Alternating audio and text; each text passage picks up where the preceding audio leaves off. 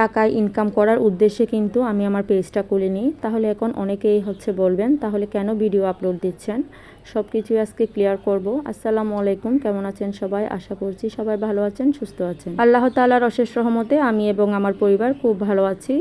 তো আপনাদের সাথে যে কথাটা কন্টিনিউ করতেছিলাম, তো আমার পেজটা খোলার মূল উদ্দেশ্য ছিল আমাদের ফ্যামিলির মেমোরিজগুলো রাখা।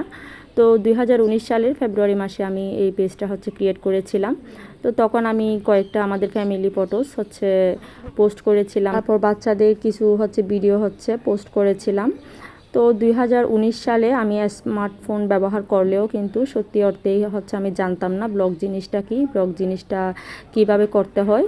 তো চিন্তা করে দেখেন আমি তখনও কত বড় গাধা ছিলাম, ব্লগ জিনিসটাই জানতাম না। তো 2020-21-এর দিকে এসে আমি ফেসবুকে কয়েকজনের ব্লগ দেখতেছিলাম।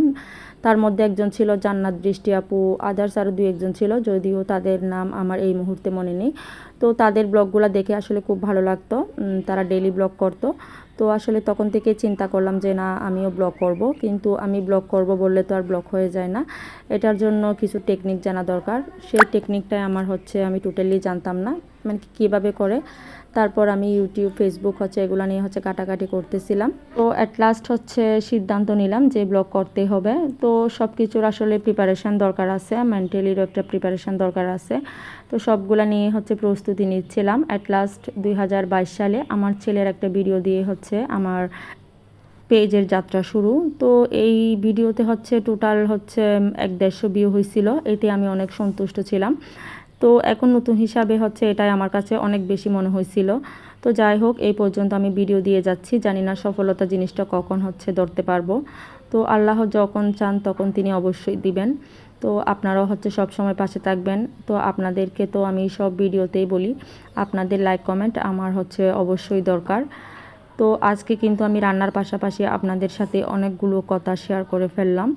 তো যারা এই পর্যন্ত ভিডিওটি দেখছেন, প্লিজ এই ভিডিওতে লাইক দিয়ে যাবেন। অনেকে আছেন ভিডিও দেখেন কিন্তু লাইক কমেন্ট কিছুই করেন না, তাদের একটা লাইক দিতে কি সমস্যা হয় বুঝি না। আবার অনেকে আছেন কমেন্ট করেন ঠিকই, কিন্তু স্টিকার কমেন্ট করেন। আসলে স্টিকার কমেন্ট করলে ভিডিও রিচ কমে যায়, এটা অনেকেই জানেন, আবার অনেকেই জানেন না। আবার অনেকে আছেন কি জেনে বুঝে স্টিকার কমেন্ট করেন। তো যাই হোক, আজকে রান্নার পাশাপাশি আপনাদের সাথে অনেক কিছুই কথা শেয়ার করে ফেললাম। আজকে রান্নাগুলো ছিল খুবই সিম্পল এবং খুবই মজার। তো ইলিশ মাছ তো সবারই খুব পছন্দের, আমাদেরও পছন্দের তালিকায় ইলিশ মাছ একদম ফার্স্টে। তো আজকে চিন্তা করলাম বেগুন দিয়ে ইলিশের মাথা খাইতে ইচ্ছা করতেছিল, সেজন্য বেগুন ইলিশ দিয়ে রান্না করলাম। আবার ইলিশ মাছ কয়েক পিস বোনা বোনা করলাম। আসলে বাচ্চারা যেহেতু কাটা বেশি আছে, আমি কয়েক পিস এগুলো ভুনাও করব। তো এই তো আমার গত কিছু বছর আগেও আমি ইলিশ মাছ খাইতাম না কাটার বয়ে, আমার খুবই ভয় লাগতো অন্যান্য মাছের তুলনায়। কিন্তু এখন দেখা যায় যে আমার ইলিশ মাছ অনেক বেশি ভালো লাগে।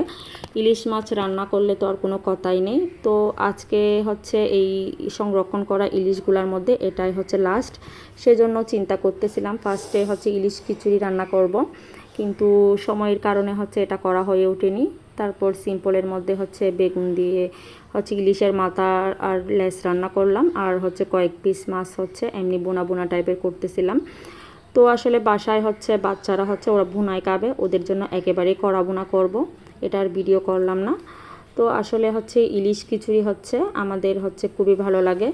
তো আমি এমনি ওর আব্বুকে বলে রাখছিলাম যে আবার ইলিশ নিয়ে আসার জন্য, জানি না এখন বাজারের দামটা কীরকম।